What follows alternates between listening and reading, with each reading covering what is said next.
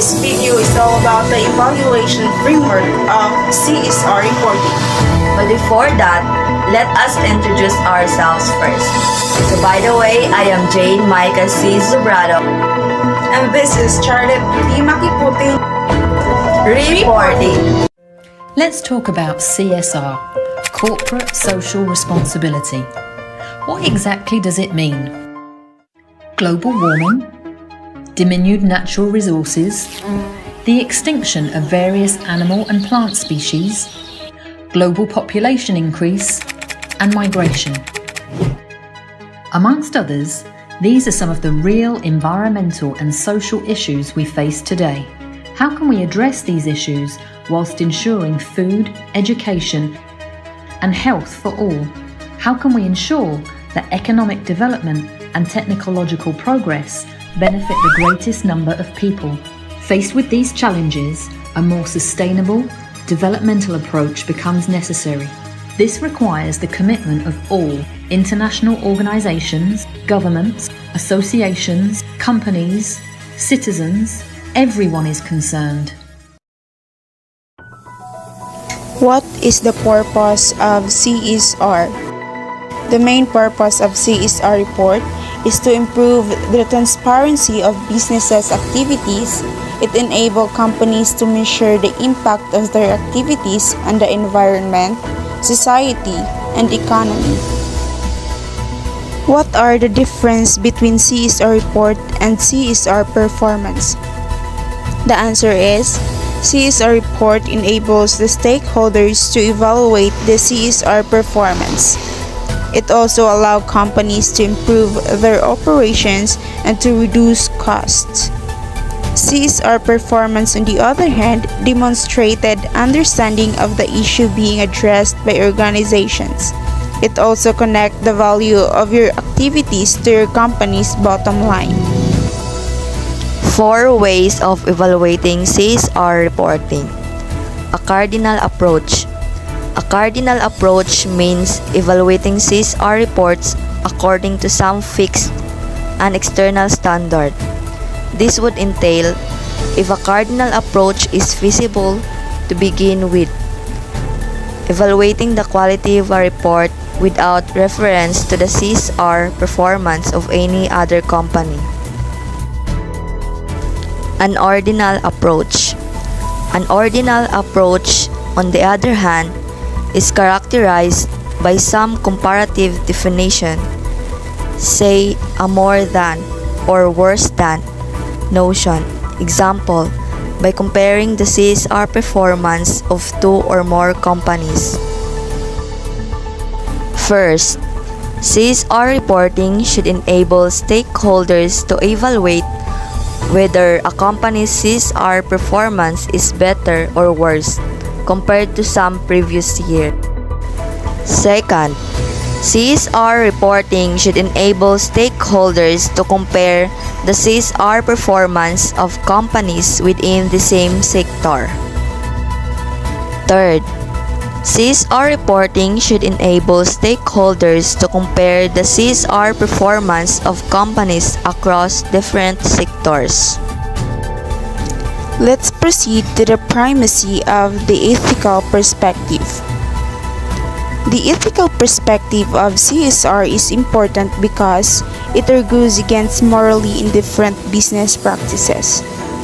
Thus, the main concern of ethical perspective is to implement appropriate business policies and practices. This picture shows the Carroll's pyramid of CSR.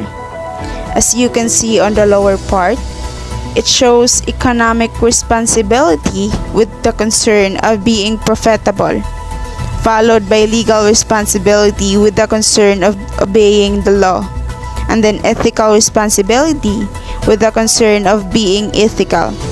And lastly, the philanthropic responsibility and the concern is to be a good corporate citizen. This picture shows the concentric circle, which, when you think deeper, it looks like the layers of the egg.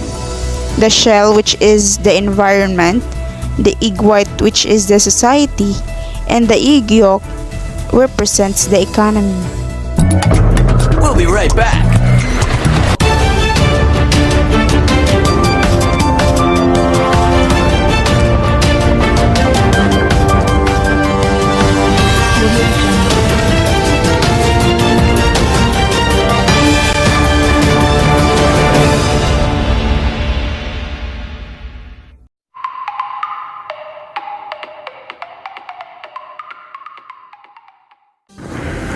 Here are some facts about corporate social responsibility.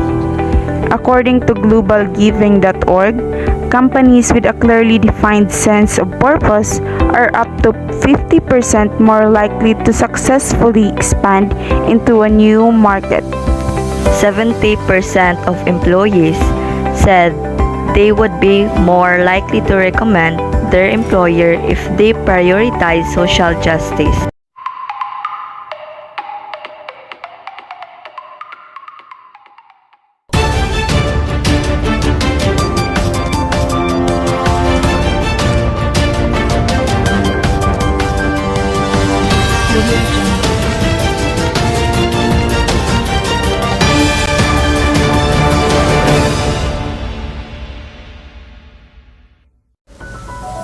Ethical framework. Why is it necessary to employ some ethical framework? It is necessary to employ some ethical framework because it is useful for reasoning. It also helps managers to understand and analyze the moral dimension of a given dimension. There are two most widely accepted claims about ethics, namely, first, moral agents should, all else being equal, avoid doing harm, the constraint claim.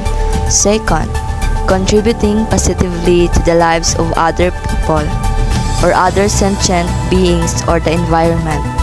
Is all else being equal a good thing? The contribution claim. These claims are supported by all the major ethical theories, including deontological theories, theories of rights, and virtue ethics. Why utilitarians are opposed to use of forced labor? Utilitarians are opposed to use of forced labor because it does not generally maximize the total of sum of well-being, whereas libertarians are opposed to forced labor because it violates persons' rights. The following moral framework. First, companies should avoid committing harmful actions, which results in the following categories. A. Companies should respect certain absolute constraints against doing harm. B. Companies should minimize their negative impact on society and the environment. Second, companies that contribute positively to society, or understood broadly as people and planet. Are all other things being equal, doing more good than companies that do not make such contributions? The evaluation framework. What is evaluation framework? Evaluation framework outlines the parameters of your approach to evaluate a program at multiple points in time, or groups programs at one or more points in time. It focuses on the implementation process and attempts to determine how successfully the project followed the strategy laid out in the logic model. We must always remember that the process of evaluation are planning, implementation, completion, and reporting. Roughly, the process of evaluation framework consisted of 3 different steps. First, we began by creating an initial template. There are 3 initial higher order categories: the upholding absolute constraints against certain harmful actions, minimizing negative impact, and contributing positively to society. Second, after closer examination of the current practice of CSR reporting, let's move forward of knowing the four subcategories of our initial template: the state of the world policy, action, and result. State of the world referred to the characteristics of the companies and their perception of the social and environmental challenges of the world. Policy referred to the company's goals and intention for CSR. Actions referred to the CSR-related actions performed by the companies. Results referred to the consequences of the company's CSR-related action.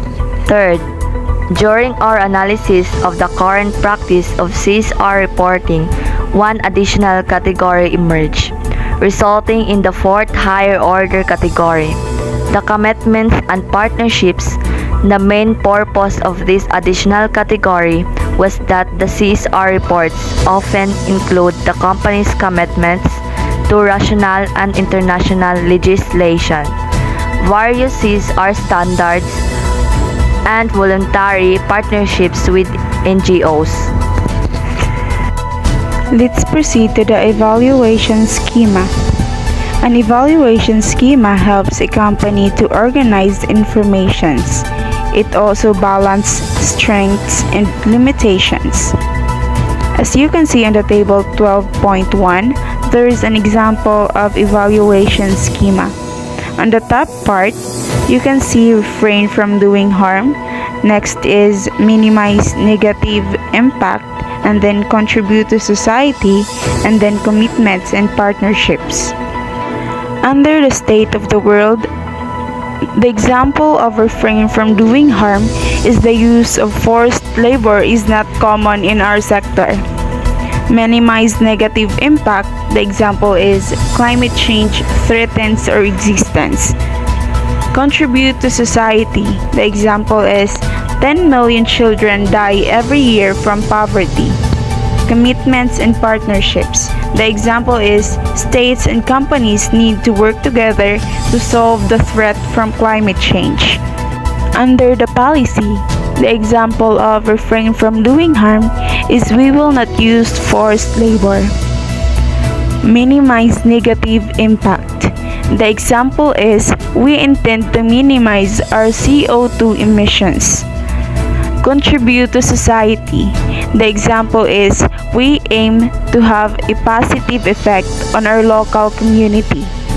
Commitments and partnerships. The example is we support the 10 principles of UN Global Compact. Under the results, the example of refrain from doing harm is among our suppliers, we have recorded X violations on our policy on not using forced labor. Minimize negative impact. The example is this year, we have produced X tons of non-hazardous waste. Contribute to society. The example is this year, we have ensured that X number of children are getting an education. Commitments and partnerships. The example is together with X, we have provided clean water of X number of people. Under the actions, the example of refrain from doing harm is we have done X to prevent the use of forced labor within our sector. Minimize negative impact. This year, we have spent X amount of money on CO2 reducing projects. Contribute to society. The example is this year, we have spent X amount of money on supporting schools in X. Commitments and partnerships. The example is we work with Earthwatch to manage environmental challenges. In summary, the evaluation framework for CSR reporting or corporate social responsibility reporting is indeed important because it is an effective way to communicate your business efforts, goals, and plans to help the environment and community. It can prove incredibly beneficial to the organization and its business goal.